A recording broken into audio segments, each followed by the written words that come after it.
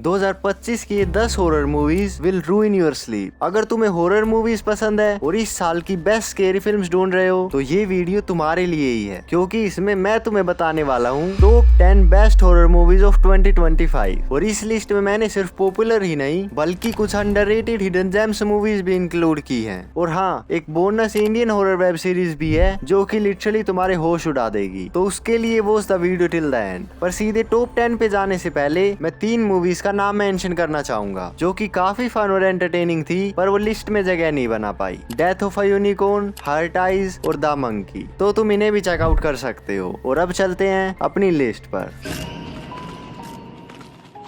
भाई ये काफी अंडररेटेड आयरिश फोक हॉरर मूवी है जो आयरिश माइथोलॉजी और हिस्ट्री को ब्लेंड करके तुम्हें एक काफी यूनिक एक्सपीरियंस प्रोवाइड करती है। हम इसमें फॉलो करते हैं एक प्राइमरी केयर नर्सिंग स्टूडेंट को, शू, जिसकी अब्यूजिव मदर की डेथ के सिर्फ कुछ दिन बाद उसकी प्लेसमेंट लग जाती है एक रिमोट आयरिश टाउन में, जहाँ उसे एक बूढ़ी औरत का ध्यान रखना है जो हमेशा डर में रहती है उसके कुछ पास्ट ट्रॉमास की वजह से। और उसका वो पैरानोया धीरे धीरे शू को भी अफेक्ट करने लगता है, जो कि जान है उस विलेज के कुछ डार्क सीक्रेट्स के बारे में जो स्लोली उसके साथ कैचअप करने लगते हैं। ये मूवी जनरेशनल ट्रोमा के कॉन्सेप्ट को एक्सप्लोर करती है कि कैसे ट्रोमा एक जनरेशन से दूसरी जनरेशन में पास थ्रू हो सकता है, और उसके साथ इसमें कुछ सुपरनैचुरल चीजें भी हैं। तो इसको देखते टाइम हम हमेशा क्वेश्चन करते रहते हैं कि जो कुछ भी हो रहा है वो सच है या नहीं। और इसकी यही साइकोलॉजिकल एस्पेक्ट मुझे काफी पसंद आई। और जो डार्क और एरी एटमॉस्फेयर ये क्रिएट करती है इसके जारिंग और टेंस साउंड डिजाइन के साथ, वो काफी सही था। पर ये एक स्लो बर्न है और इसकी एंडिंग भी थोड़ी एम्बिगुअस थी। पर उसके अलावा it was a pretty good horror movie. अगर तुम्हें एटमॉस्फेरिक हॉरर पसंद है तो तुम इसे चेकआउट कर सकते हो। इस मूवी ने पूरे हॉरर जॉनर को 180 डिग्री फ्लिप कर दिया, क्योंकि इसमें स्टोरी गोस्ट के पर्सपेक्टिव से बताई गई है और इसका यही यूनिक कॉन्सेप्ट इसको बाकी हॉरर मूवी से अलग बनाता है। ये पूरी मूवी उस गोस्ट के फर्स्ट पर्सन पीओवी से शूट की गई है, तो हमें वो दिखाई नहीं देता बल्कि जिन लोगों को वो देख और फॉलो कर रहा है वो दिखाई देते हैं। तो हमें ऐसा लगता है कि वी आर द गोस्ट। और इसी चीज को और ज्यादा सेल करने के लिए इसमें लंबे वन टेक शॉट्स लिए गए हैं, पर एक सीन से दूसरे सीन में कट करने के लिए उन्होंने ब्लैक स्क्रीन का यूज किया है, जो हमें उस पूरे we are the ghost perspective thing से बाहर ले आता है। और फिर इस जस्ट लाइक कि हम एक नॉर्मल फैमिली ड्रामा ही देख रहे हैं, क्योंकि इसमें हॉरर एलिमेंट्स ज्यादा नहीं है। पर अगर इसको एडोलेसेंस की तरह पूरा वन टेक में शूट किया होता तो इसका एक्सपीरियंस एकदम नेक्स्ट लेवल ही हो जाता। पर still it's a pretty good horror movie. मुझे इसकी एंडिंग काफी बढ़िया लगी। वो सारी चीजों को अच्छे से टाई अप कर देती है एंड एवरीथिंग मेक्स सेंस। तो अगर तुम्हें एक काफी फ्रेश और यूनिक हॉरर मूवी देखनी है तो you can check it out. Just don't expect too much horror.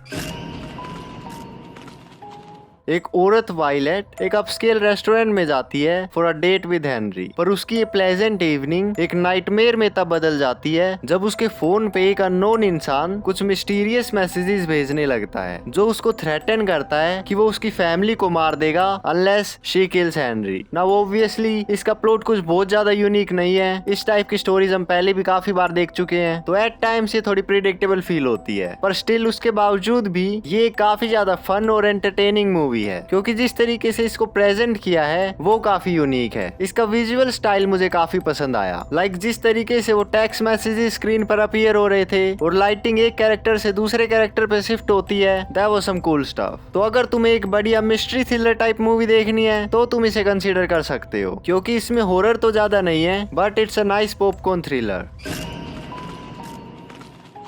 एक 12 साल के लड़के को उसके पेरेंट्स एक समर कैंप में भेज देते हैं फॉर एन एडवेंचर, पर वहाँ एक स्पूकी स्टोरी सुनने के बाद एक रात उसे वुड्स में एक शैडो फिगर दिखने लगता है। तो क्या वो स्टोरी सच थी या ये सब उसकी बस एक इमेजिनेशन है, वो तुम्हें इस मूवी में जानने को मिलेगा। ये काफी ज्यादा अंडररेटेड इंडी स्काईफाई हॉरर मूवी है और फर्स्ट हाफ में तो तुम्हें एक काफी सिंपल और स्ट्रेट फॉरवर्ड हॉरर मूवी लगेगी, पर जैसे इसका सेकंड हाफ स्टार्ट होता है थिंग्स गेट इंटेंस, क्योंकि ये काफी अनएक्सपेक्टेड टर्न लेती है। और फिर वहां से लेकर बिल्कुल लास्ट सीन तक it keeps throwing curveballs at you. पर ये एक लो बजट मूवी है तो ये इतनी पॉलिश्ड नहीं लगती, और इसका साउंड डिजाइन भी थोड़ा वियर्ड है। कहीं पे बहुत ज्यादा साउंड है और कहीं पे बहुत कम। पर उसके अलावा ये काफी बढ़िया मूवी थी। अगर तुम्हें कुछ ओरिजिनल देखना है with some great twist and turns then you can give it a गो।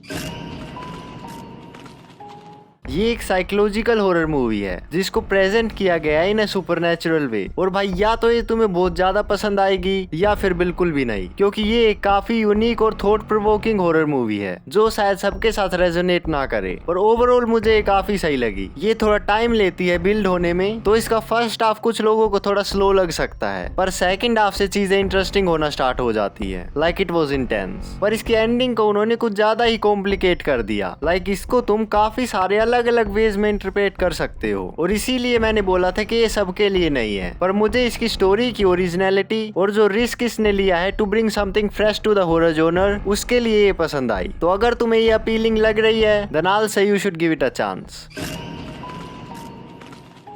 अपनी बहन के डिसअपियर होने के 1 साल बाद एक लड़की क्लोवर अपने दोस्तों के साथ एक अबेंडेंड रिमोट वैली में जाती है टू लुक फॉर आंसर्स। पर वहाँ उन्हें एक मास्क्ड किलर मिलता है जो उन सबको एक एक करके मार देता है। But that's know the end of the movie obviously, क्योंकि अगले दिन वे मिस्टीरियसली दोबारा जिंदा हो जाते हैं and they are forced to relive the terror over and over again. और इससे बचने का सिर्फ एक ही तरीका है, उन्हें जिंदा रहना होगा अनटिल डाउन। ये मूवी बेस्ड है किसी नाम के गेम पर, और जिन्होंने वो गेम खेला है उनके इसको लेकर काफी मिक्स्ड ओपिनियंस हैं। पर अगर तुमने नहीं खेला है मेरी तरह तो तुम्हें ये मूवी बढ़िया लगेगी। ये काफी सारे हॉरर जोनरास का मिक्स है। हमें हर रात एक नया जोनर देखने को मिलता है, स्लैशर और बॉडी हॉरर से लेकर एटमॉस्फेरिक और सुपरनेचुरल हॉरर तक। पर एट टाइम्स वो टाइम लूप का कॉन्सेप्ट थोड़ा रिपीटेटिव लगने लगता है। पर besides that it's a solid horror movie. You should definitely give it a try.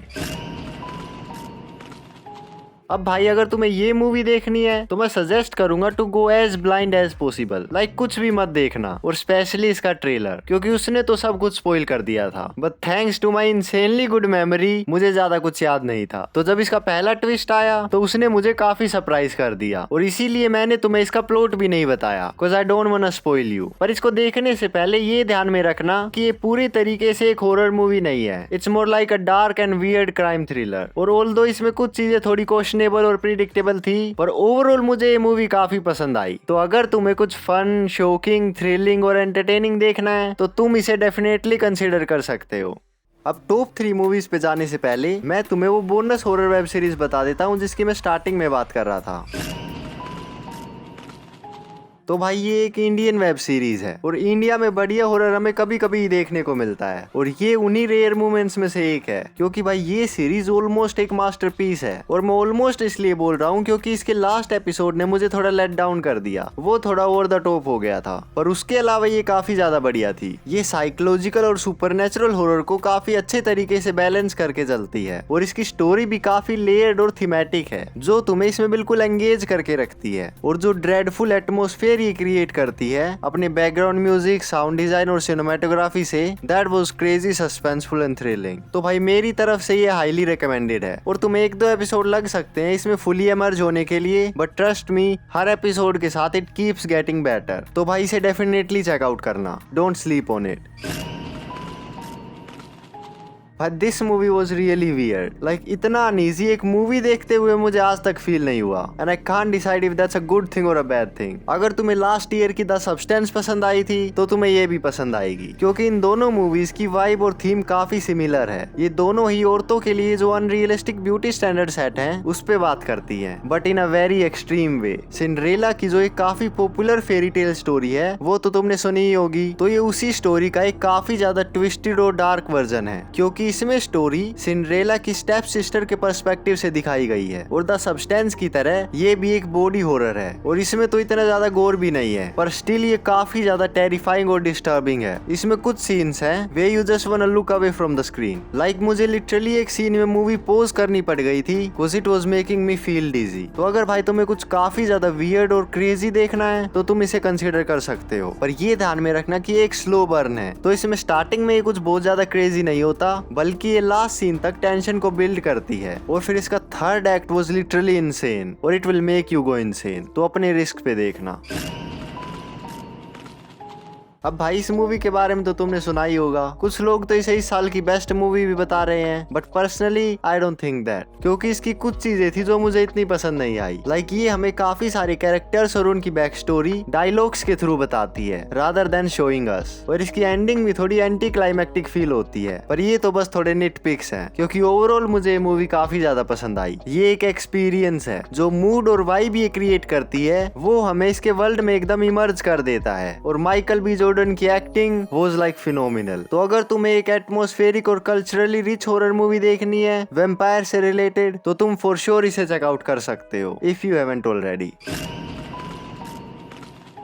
अब भाई टेक्निकली तो ये मूवी पिछले साल ही रिलीज हो गई थी, पर OTT पे यही साल आई है, और उससे पहले शायद ये इंडिया में अवेलेबल भी नहीं थी, तो इसीलिए मैं इसको इंक्लूड कर रहा हूँ, क्योंकि भाई मुझे ये मूवी काफी ज्यादा पसंद आई। ये एक psychological slash atmospheric horror movie है, और ये एक मास्टर क्लास है कि कैसे सिर्फ 3 कैरेक्टर्स के बीच के डायलॉग्स और एनवायरनमेंट से तुम सस्पेंस और टेंशन बिल्ड कर सकते हो, जो व्यूअर्स को एंगेज रखे throughout rather than using cheap jump scares and gore. क्योंकि भाई उन कैरेक्टर्स के बीच की वो टेंशन और जो थॉट प्रोवोकिंग क्वेश्चन से रेज करती है, उसकी वजह से मैं पूरा टाइम इन्वेस्टेड था मूवी में। पर शायद सबको ये पसंद ना आए, क्योंकि ये तुम्हारी ट्रेडिशनल हॉरर मूवी से काफी डिफरेंट है। ये एक बोल्ड साइकोलॉजिकल थ्रिलर है with a lot of philosophical depth, जो इस सोसाइटी के कुछ कॉमन बिलीफ्स को क्वेश्चन करती है और हमें सोचने पर मजबूर कर देती है। इस मूवी के खत्म होने के काफी देर बाद भी तुम इसी के बारे में सोचोगे। तो अगर तुम सेम यूजुअल हॉरर मूवी से बोर हो गए हो और कुछ ट्रूली यूनिक एक्सपीरियंस करना है, तो इसे जरूर चेकआउट करना।